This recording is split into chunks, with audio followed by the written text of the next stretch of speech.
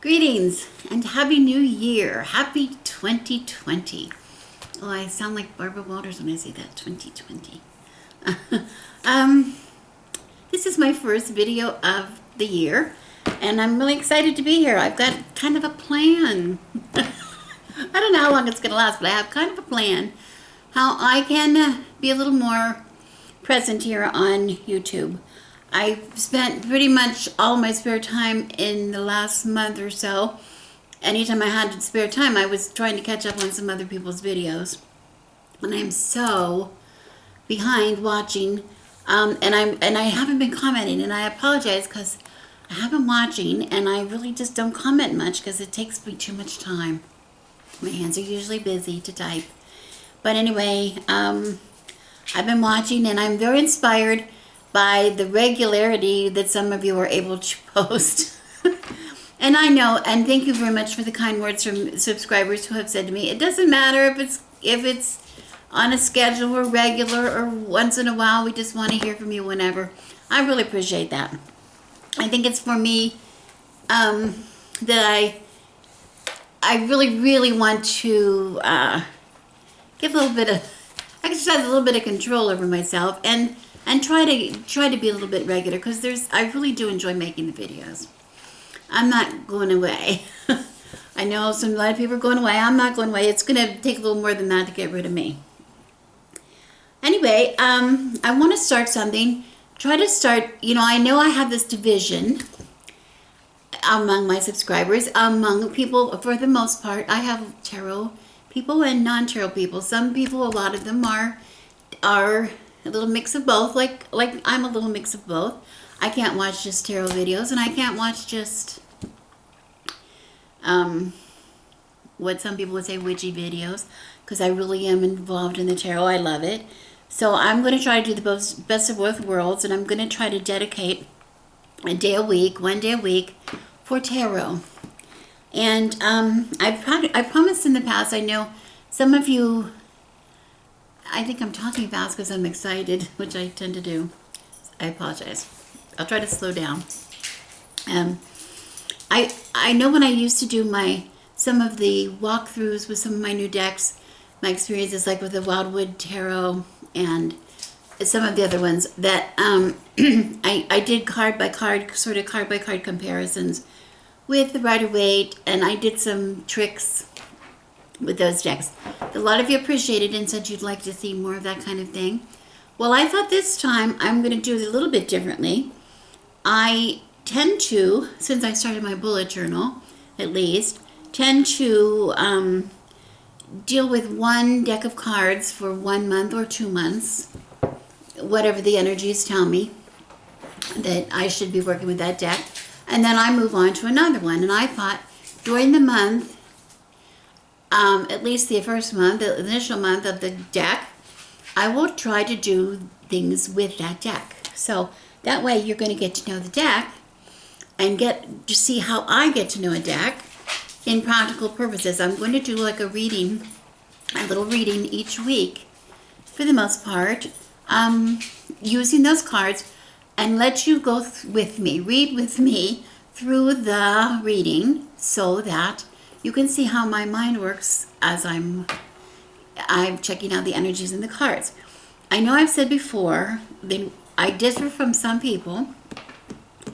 Some people read a system and they read, like the Four of Pentacles, they read the same every time they see a Four of Pentacles, or whatever it's called, Four of Stones, or Four of, here I'm looking at this deck, it's whatever, I don't know what's called in here, Four of, I'm curious, Four of,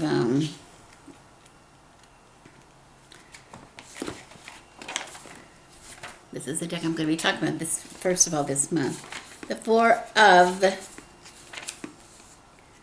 something. Boons. The Four of Boons is the Pentacles in this deck. Whatever you call it, some people read that the same. They read, it always means this, kind of an idea. And while I agree, it kind of does, I have always been fascinated. I'm very fascinated and excited by how the cards read differently in different decks. The author's intent. What was the author's intention when that card was written, when that card was chosen, when the card was illustrated? What was the artist's intention to show you about that particular card? That's the twist that the deck has. That's a little interesting. Like the Wildwood Tarot I fell in love with because it talks about our ancient ancestral memories, the memories of us since we have descended from maybe the ancient druids. Or even if we have not, we can feel that energy, that we can feel that oldness, that wiseness, that feeling of being present beyond, before, long before we ever walked the earth ourselves personally. That is very much a thing. When I read The Deviant Moon with you, I said the Deviant Moon was so much in shadow for me. It read just a little bit in shadow. Everything, whatever the Four of Pentacles is in the Deviant Moon, to pull the card from that deck meant a little bit different. It was taking that feeling and putting a little more in shadow than it might have been normally. So this is where I'm coming from, and I thought maybe some of you would be interested. It's a little different for me. I'm going to try to do actual readings, whether they're for myself or for friends or whoever, and anonymously. Of course, I'm not going to give anybody's reading away, but I'm going to try, or I will just say, let's pretend this is our client. This is the querent. Let's pretend. So anyway, I'm sort of excited about that, and I'm going to start off this for 2020. My first deck is a deck I received as a gift for Christmas from my daughter. Oh, I was so surprised. You know, my son-in-law, my grandson has bought me decks before. My husband's bought me decks before, but none of my children have actually bought me decks, even though they know I read and they have varied interest in it. But this daughter, I was surprised to get this kind of a gift from her. It just seemed odd. And also she gave me a deck that I didn't know where it came from. I'm so delighted, but I realized now she told me it was on my wish list. I don't remember how it got on my wish list, but it had to have come from one of the tarot people here on YouTube that had done a walkthrough, and I probably was curious about it, put it on my list, forgot about it. And man, I'm so thankful that she went on that wish list to look, because I'm in love. I'm in love with the deck. It's called The Forest of Enchantment Tarot. And oh my gosh, it says here on the back, I hope that's on this shows the Council of Animals, what they call, this is the world card in this deck, which is, they call the Council of Animals, which we're going to talk a little bit more about later this month. But anyway, this is what it says on the box here.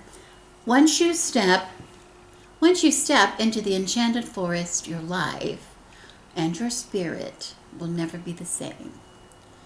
The woods are alive with magic. Wise ancient trees, glowing blossoms, crystal caves, and forbidding thickets of thorns. Here you will meet witches and wizards, fairies and elves, birds and beasts, both earthly and otherworldly, ghosts and shapeshifters, dancing princesses and sad old knights. In the forest of enchantment you may seek your fortune, quest for success, and live happily ever after. It sounds a little bit fantastical when they describe it on the box, but I have to say, I got this, and I got it on Christmas Day, and the day after Christmas we drove to Phoenix to be with another daughter for Christmas celebration. So I took the box with me in the car, hoping I'd get a chance to look at it. I got the book out of the box, and here it represents, this is your path through the forest, and this card here is the white stag. It's the white stag. It's called the heart. Let's see here.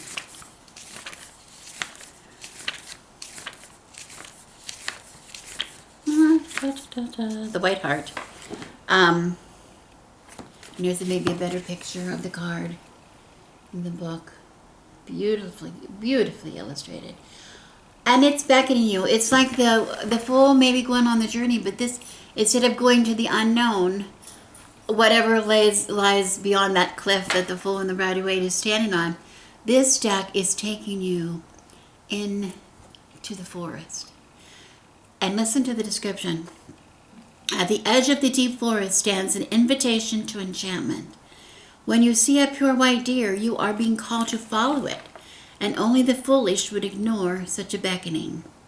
And yet it takes trust to enter the forest, to explore the unknown and the uncharted. Mysteries await you according to what your soul needs for its journey. There are surprises around every bend in the woodland path, and often there is no path at all. The white heart opens a portal into the wild, and your own wild heart responds. Step forward through the swirling mist into the realm of apple and oak, ash and hawthorn, fir and willow, holly and hazel. There may be companions along the way and adversaries too. The first step into the forest must be taken on your own. The traditional name for this mysterious card that is numbered 0 is the Fool, and it symbolizes the start of a new adventure that is undertaken with a pure and innocent heart. The pun here is intended. Follow your heart, or the heart. There it is. This is magical. Every page of this book is magical. I have to tell you, I am so enchanted by it. I usually do not, this kind of thing I find cute, but I don't usually get so involved in it. I'm so involved in this. And of course, the meaning of this card here is a new beginning. But the author also states accepting the invitation given to us by the heart. The Fool is not following. You see the difference? The Fool and the Rider-Waite, he's just out looking. Whatever is going to happen to him happens to him. He doesn't know. He has no idea. There are no indications of what might happen to the Fool on that journey. We can think about it. We can think, oh, the dog is trying to tell him something. Oh, he might step off. What's on that cliff? He might fall. He might be able to go beyond. He might be able to step right through the clouds into some other exciting adventure. Who knows? Is he prepared? Is he not? We don't know. But here, it is about going forward with trust, beginning the journey with trust. But the heart, the white stag, is beckoning to us, giving us the invitation to follow it into the forest. And it's about following your instincts, which is really that deep feeling that I get on the Wild Tarot that I love so much. So this is really, oh, it's just gorgeous. It's gorgeous. It's cool. I can't say enough. I'm excited that you're going to come along. I hope you're going to come along on the month. But I have to say, the other thing I really like about it, and of course in the book, every page, here we go through the minor arcana, is a color, exact color photograph of the card with a nice, telling you about it. And, some of the cards are very much the same, like the Lovers. Here we have the Lovers, which we can sort of guess from that. But here we have, instead of the Hierophant, who a lot of us don't like at all, here's the oldest one. The oldest one. Now look what the oldest one is. The oldest one. The oldest one.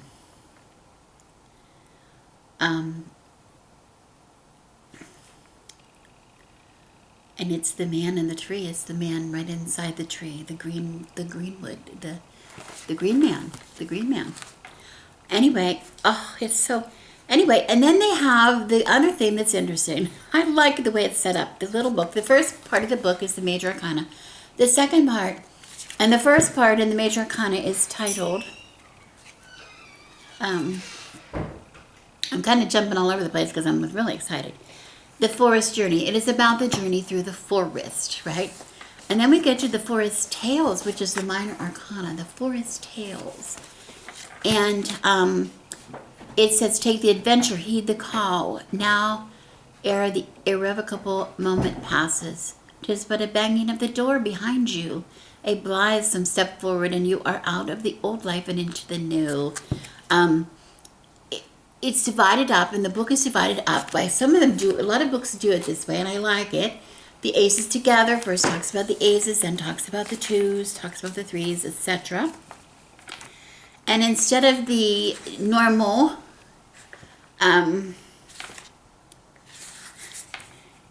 symbol for each suit. We have here divided up into spells, visions. Let's say spells,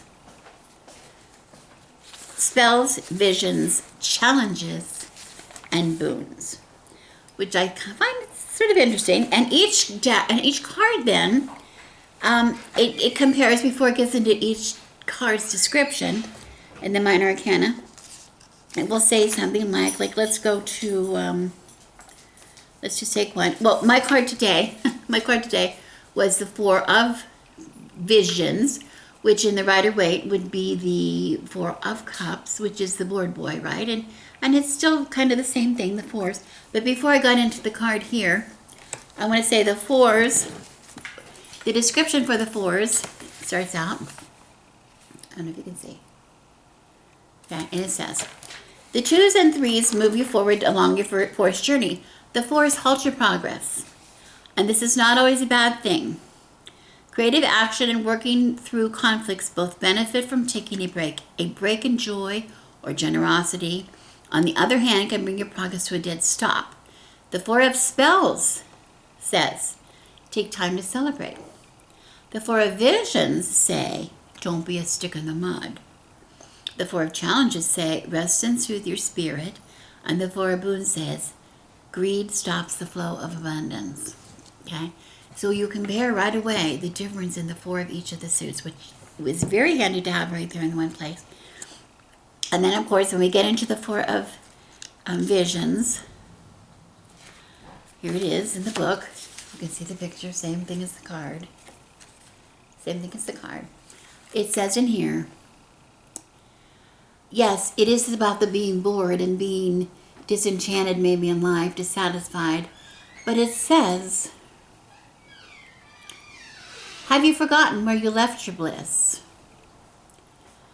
Maybe you've been hoping for an emotional lottery win or an earth-shaking epiphany to awaken your enthusiasm. The truth is, lasting happiness is made up of small moments. It's just a matter of opening your eyes to the wonders around you. And that's exactly what it says. Maybe you can see better on the picture. There's the kingfisher going in. Kingfishers are fantastic. They can fly and they spot a fish and they're good under the water. And he does this amazing trick of hunting right in front of the man. And he sees all these beautiful wildlife around him and all these things. And here's a butterfly even perched on his leg. He doesn't see any of them. He's so caught up in his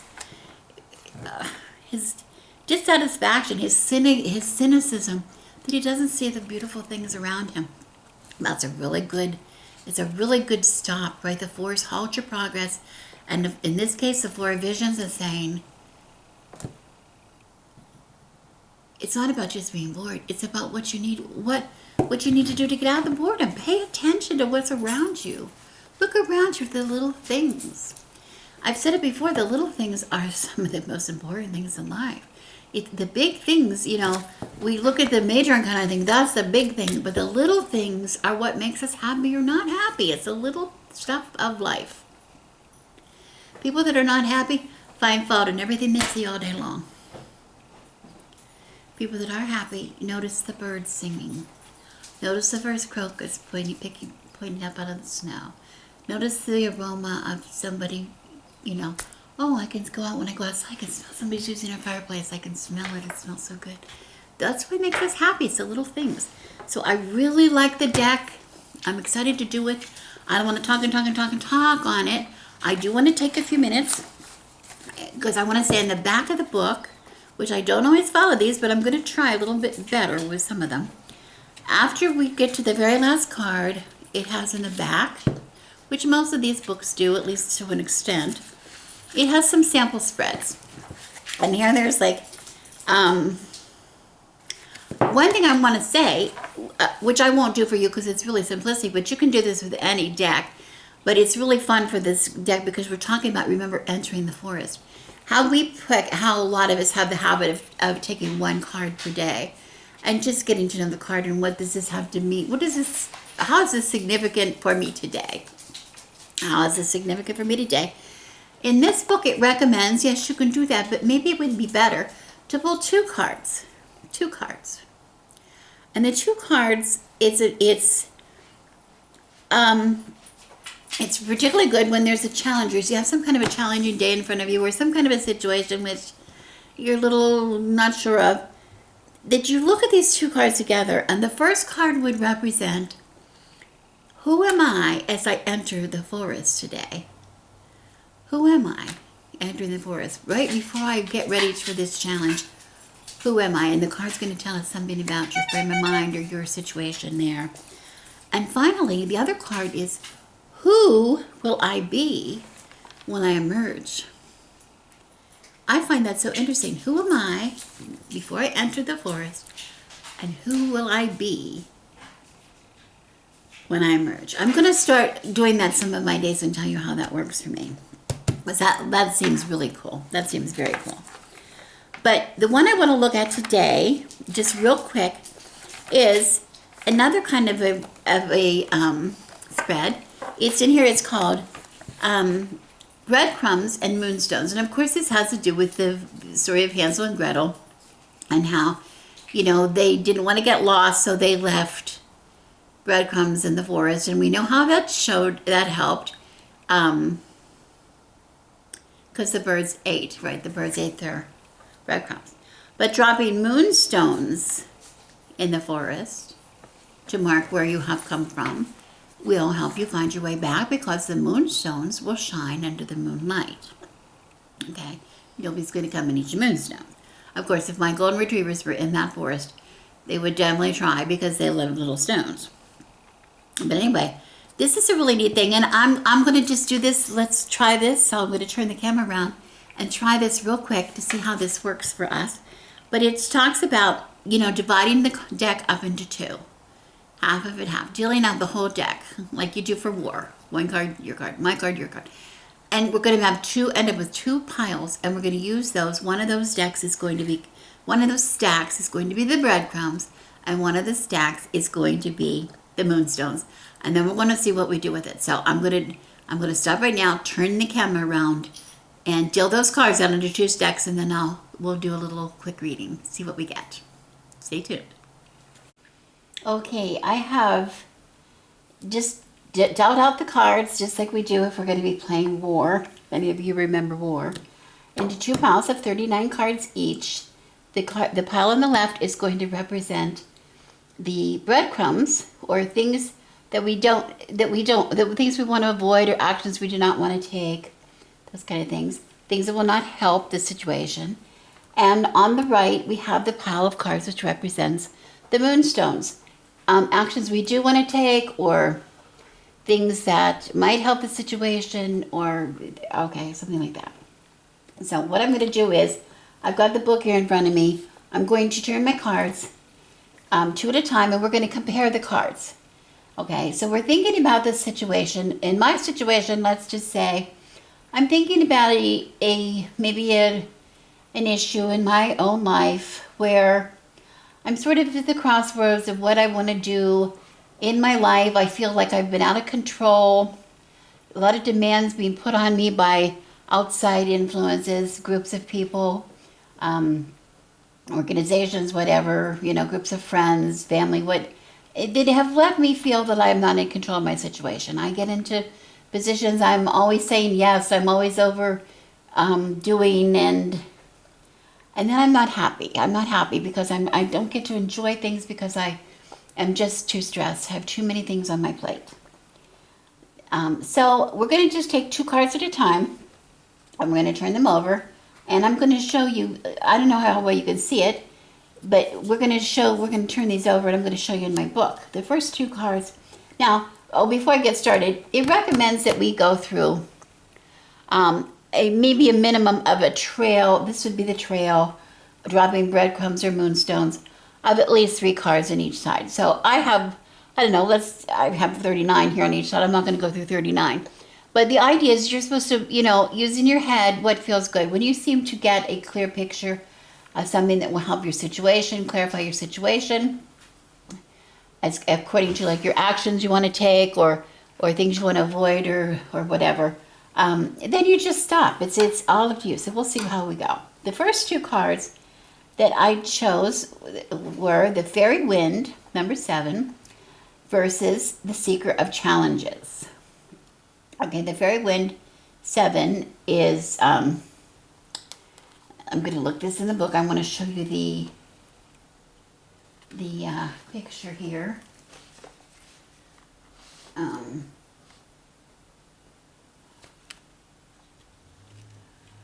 Okay, so that you can see, I don't know if you can see this better than you can in the card, but we see the Fae, we see the wind blowing, and here come the Fae flying in, okay? And it talks about being in there and having, catching sight of the Fae. And you feel like an urgency, you want to go where they go and see what they can see, because they have a lot of insight, a lot of mystery. There's a lot of things in that forest that you would like to be privy to that you are not. They maybe have a clearer picture of what you want, or they have a success that you want. But this card already has a caution with it where it says, do not attempt to chase them. Okay, their path is their own path, your path is your path. And I think that's really a strong message of this card, maybe to me, that I want to be careful no matter what I feel I want to change in my life. I want to be sure that it is a change that will benefit me. A change will benefit me rather than just going along with other people, what they have done, following other people blindlessly, whatever. And I think a lot of times I sort of get caught up. This is like getting caught up in that mentality of the crowd, right? Of, that you,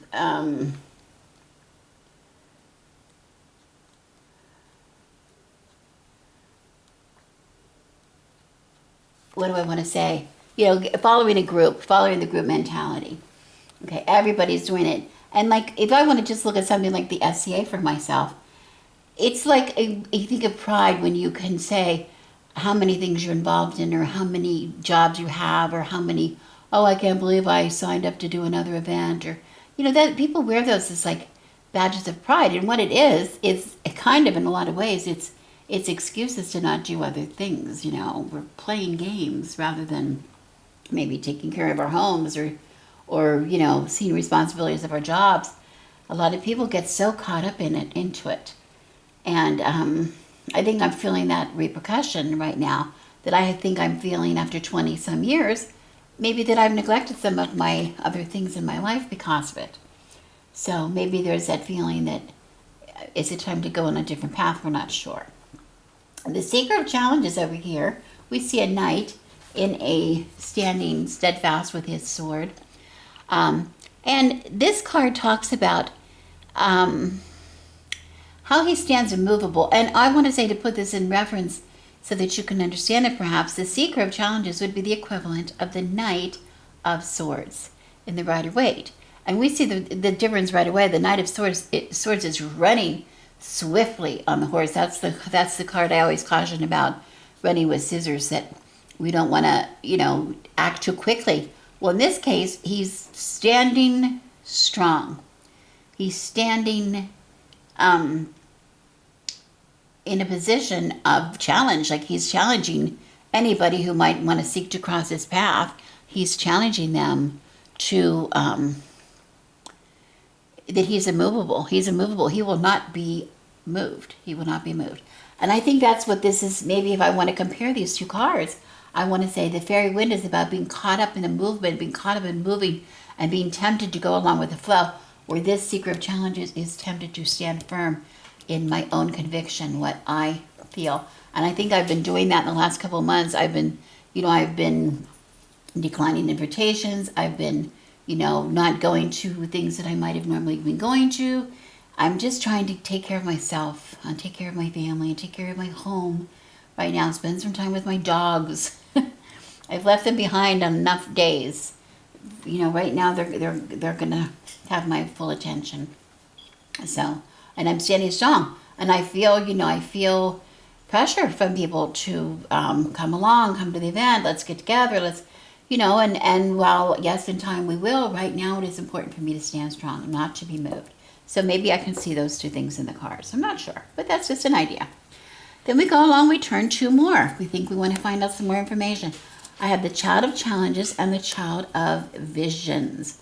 Both are children, both represent the child card is the equivalent of the page of the suit. And challenges, we have again the Child of Swords. And the Child of Challenges here speaks to, it talks about a child that's lost in the woods. And instead of panicking, not knowing where to go, she sits, and instead of trying to find her way out, she is sitting and contemplating, considering her options, thinking about things, okay?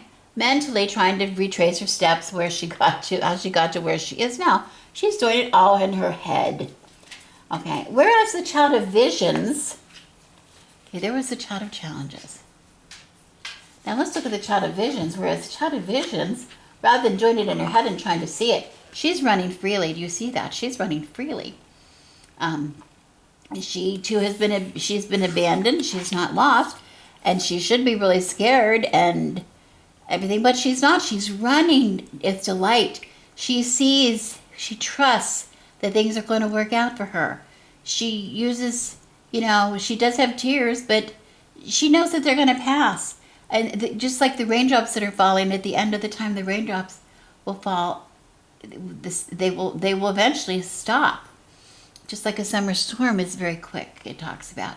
And how the raindrops sparkle like diamonds on the spider's web. She's seen everything through a child's eyes. She's seen everything as a new adventure.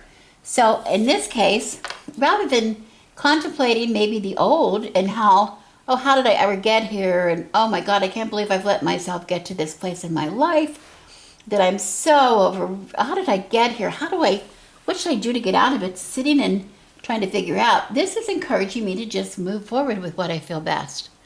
If I feel that it is best for me to step away for a little while, not be so involved in things, picking and choosing particularly what I want to be involved with and what I don't want to be involved with. Where do I want to spend my time? Not every Saturday is automatically going to be going to an event. I might want to mow my lawn. I might want to go to the beach. I might want to just read a book. Okay. Finding joy in all of the small things. Okay. Finding joy. And that sort of goes in line, I think, with my word of the year when I talk about alchemy. All the small parts coming together to make one very, very rich life. That's what we're looking for. And I think that's what we see here in the Child of Visions. Okay, I think I'll go on and take another one. And I have here the Ace of Boons, which would be the Ace of Pentacles, versus the Eight of Visions. So an Ace of Boons, the Eight of Visions would be the Eight of Cups. Okay, and let's see how this plays out. Remembering that these are going to be things that I want to maybe avoid, or not actions I don't want to take that won't maybe help the situation. It's not that they're going to hurt the situation, but they're not exactly going to help the situation. And this might help. So let's look and see what we see here. Okay. The Ace of Boons.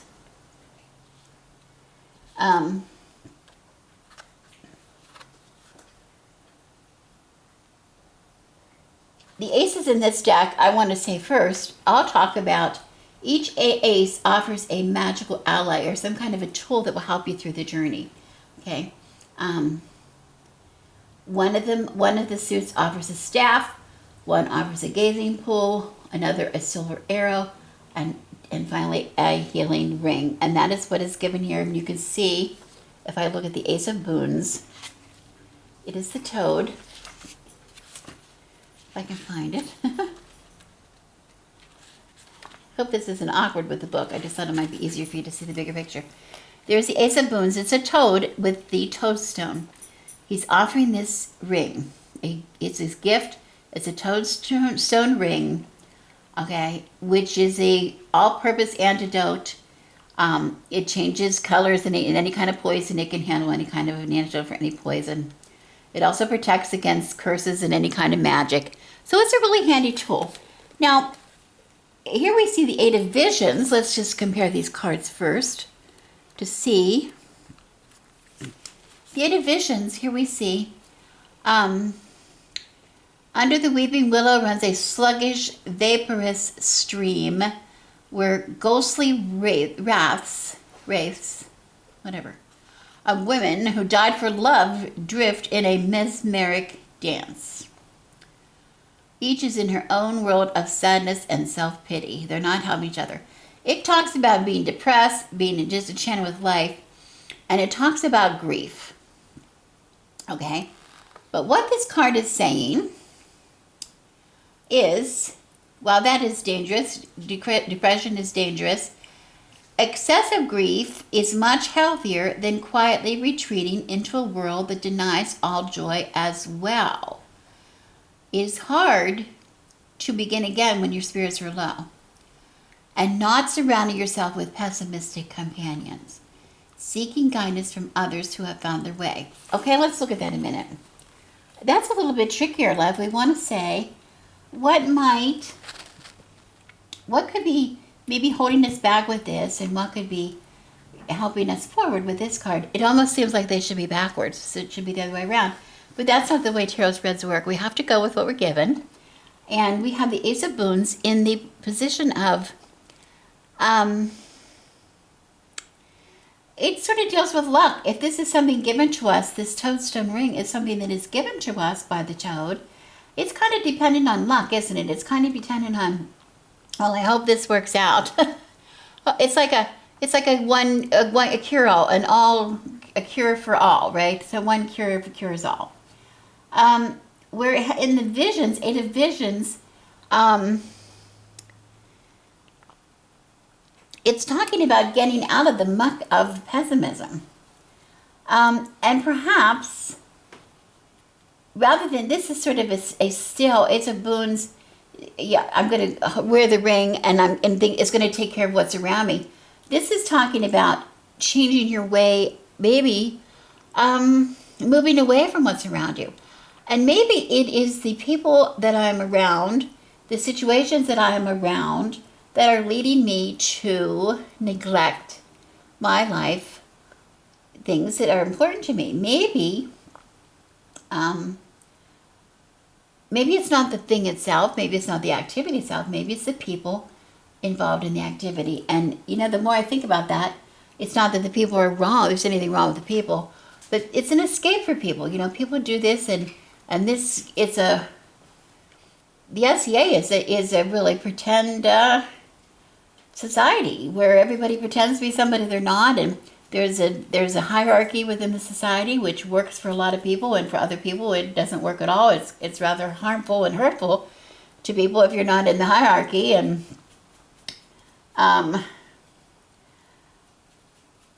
it's a cool thing. It's a really cool thing to give your life to it. And maybe it's that moving away, finding other kind of people just for a case that might be helpful, maybe beneficial in this circumstance for me. Rather than trying to fight my situation, while I'm within the SCA, the boundaries of the SCA, that's just the reality within there. But when I'm there, I need to be accepting of that and to be able to be comfortable with that. If I'm feeling uncomfortable, it's maybe not because of the SCA, it's maybe because of what I have defined as my place within the SCA. I've exaggerated its importance in my life to the extent that now I'm feeling guilty about the rest of my life. So maybe I need to just take a better look outside of this mist, this mist that I seem to be in right now, and not expect a cure. I'm going to go seek out the cure myself. Maybe that's it. Now, as we can see, I may be stretching the point here, but that's the point of the exercise. The point of the exercise is let's just try to find something helpful and something not helpful in each one of these cards, in each one of these pairings. Because it's not that any card is negative or any card is positive. It's within this reading, for this moment only, these cards represent this. In this moment only, the Forge here, number 14, represents something that is not helpful. And I find that truly interesting because I just did my card of the year, and I think that video is going to be coming up within a day or two. When I do the card of the year and I talk about my my word of the year, I mention the forge and the balance of elements and the balance of fire and water and what that means for me in the coming year. And it's a positive thing, but here in this little bit of reading, this card in this position, it's maybe something that's not going to be helping. So, whereas the Green Mother is something that will help the situation. So that's what we have to keep an open mind about, that kind of concept when we're reading an actual spread. So let's see how that could be. What could be the forge? Well, the forge talks about in this, if I even see, where's the forge in here? Let's see, the forge, which is 14, talks about making the swords, where the magical swords are made, and the dwarves dedicating themselves to the task, and how all the elements need to summon as raw materials to be transformed.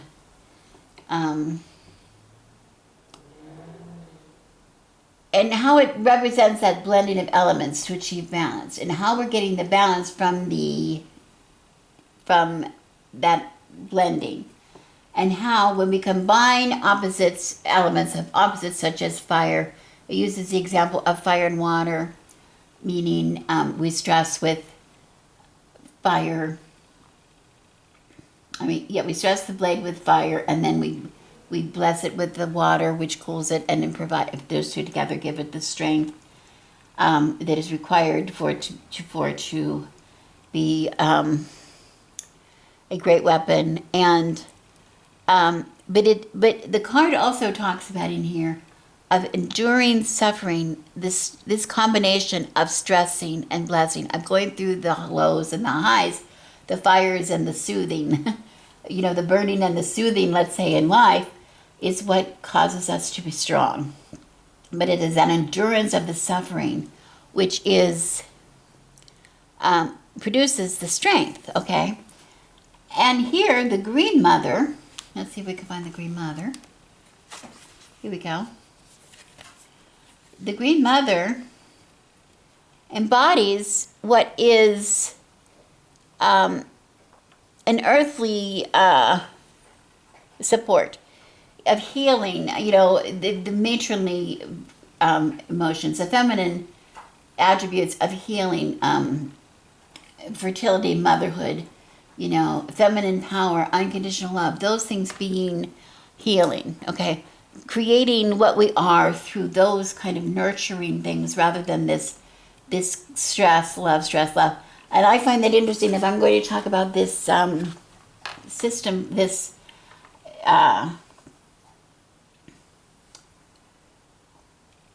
concept for me, the concept of what's helpful and what's not. This is not the time for endurance. This is not the time to try to believe that, I can just stick it out. I'm going to appreciate it's so much better after this such and such is over.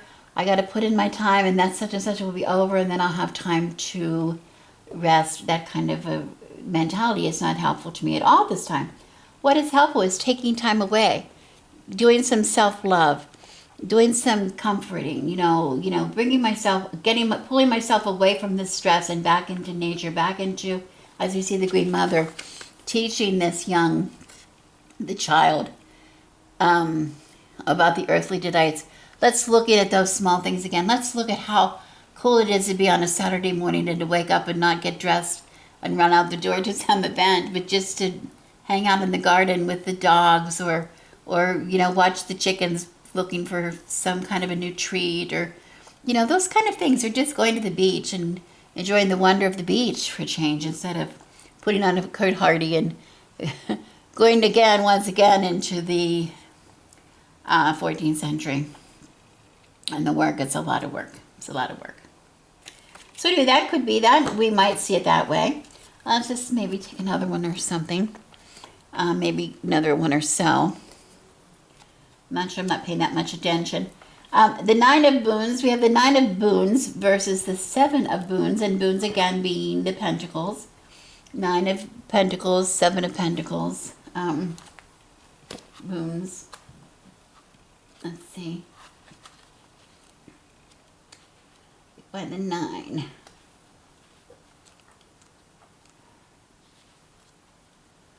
The 9 talks about what is in the forest. That everything has a home as being your sanctuary where you gain strength, taking care of yourself. Okay, so that would seem like that would make sense to me, to be in solitude and to just, find a place of security in my home, just stay home from everything and just retreat into the private home.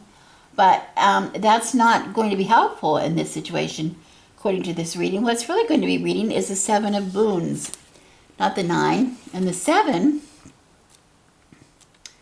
is going to be talking about doorways. Oh, that's interesting. Yes, I remember this. There's always a door in the forest when you need one eventually. The forest decides what you need is great enough to warrant a portal, and then sometimes it gives you more than one. This stage of your journey is determined by the door you choose, so take your time. Don't rush through the first door that appears to you. Remember, this is a magical place and things are not always what they seem. Sit down and observe the scene for a while to judge its permanence. You don't want to step through a door into nothingness. This card is about patience as much as it's about choice. As you may have noticed, the suit of moons doesn't go in much for speed or impetuosity. It's about practical responses to practical problems, even in the realm of enchantment. If you don't know what to do yet, don't do anything. Simple as that. Remember, once you choose a door, all the other doors disappear. So in my question, I would say, for right away, I don't want to sit here at home and hide from my problem. But yet again, I don't want to rush into a decision and say, is it time for me to leave the SCA? Is it time for me to go full force into the SCA? What do I want to do? Because I've had some aspirations in the SCA that I haven't achieved yet. Is it time to say I'm not going to achieve these things? And should I just walk away? Or should I stay and continue to try? Should I look for something else to do with my Saturdays or my whatever? You see my point? This is telling you, while you're not going to sit alone and hide, you're not going to just sit at home and not do anything, you don't want to rush into decisions. So it's okay to just take things as they go. Observe the situation. If you feel like going to something, go to something. Pick the things that are really important to me, go to those. What's important to me on Saturday this week? If I want to play with my dogs, if I want to do the garden, I'm going to do the garden. I'm not going to let people guilt me into it, which happens constantly. Constantly. People guilt me. Oh, I thought we were all going to go. Oh, I wanted to go to dinner afterwards. I wanted to, something special is going on. I thought we could, all be there, whatever. I'm not going to be guilted. We have next the Four of Challenges, which is the Four of Swords and the Child of Spells. The Four of Challenges, let me see if I can find that. Which would be the Four of Swords.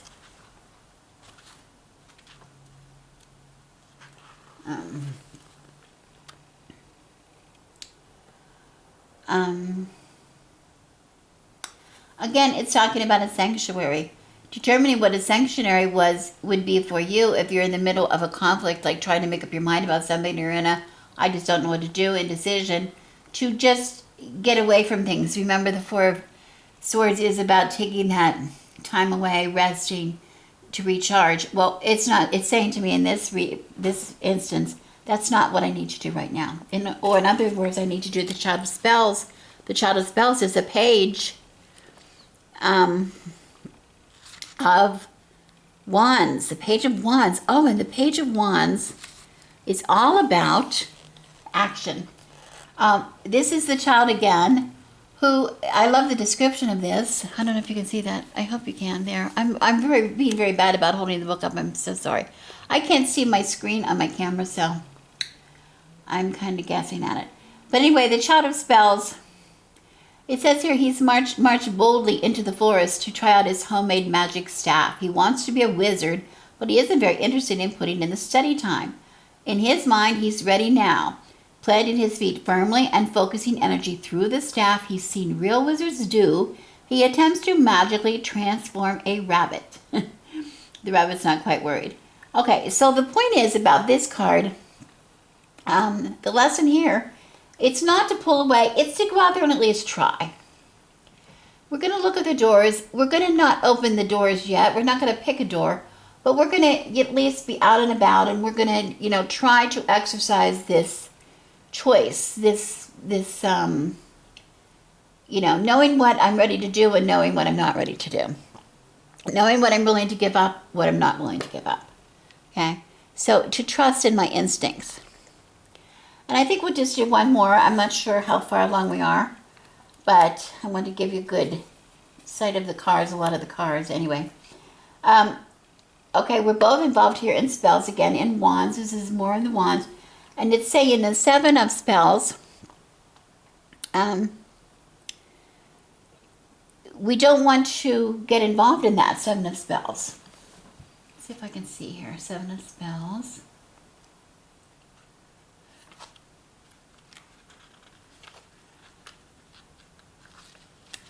Here we go. Can you see that? There we go. The 7 of spells talks about, it shows a picture there of a wyvern, and how the gnomes are forces coming out, and they're like threatening the wyvern in a way, right?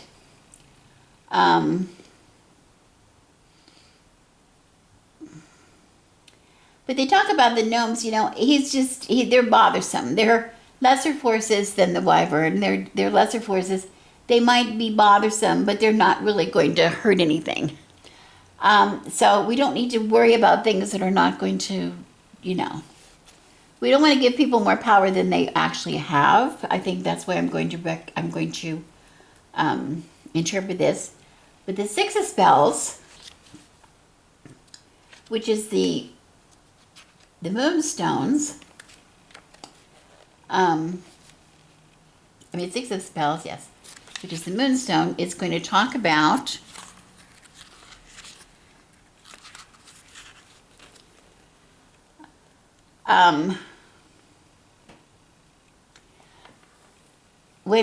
it talks about when people are secure in their accomplishments, there's no jealousy or ill feeling.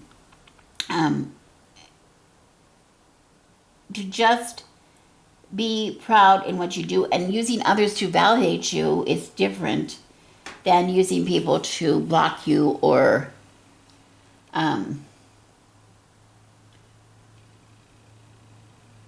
challenge you. Like, okay, so here we see, let me look again with the cards here side by side. You see the difference right away. These are all the things, whether this is real or not, let's say in my world, I do get a lot of feeling sometimes that I get a lot of pressure from other people. People guilt me into doing things all the time where they actually don't. I allow them to have influence over me. I allow myself to give into people's guilting me. I think a lot of people do that, and I think in this instance, it might be telling me just stand firm, and not, let those little distractions keep me from what I'm trying to do. Because the supportive environment that I'm seeking is really around the corner.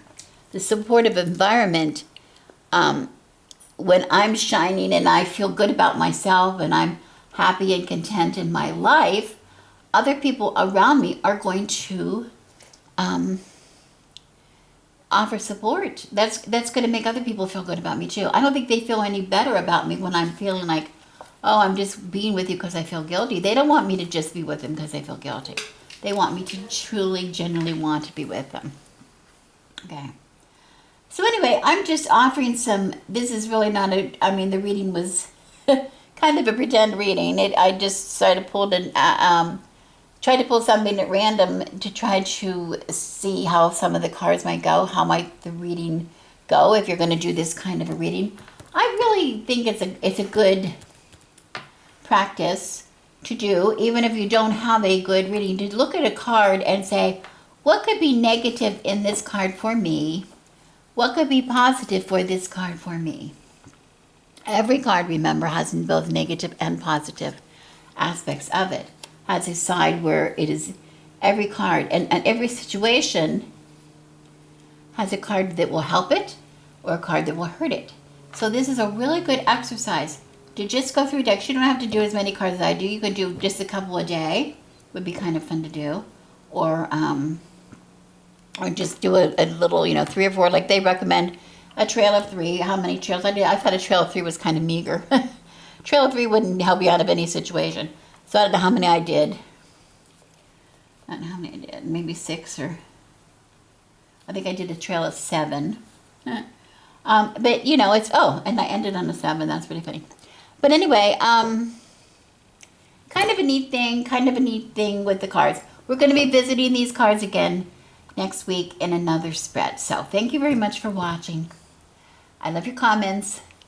I'm Rebecca, the good wife, and I wish you blessings.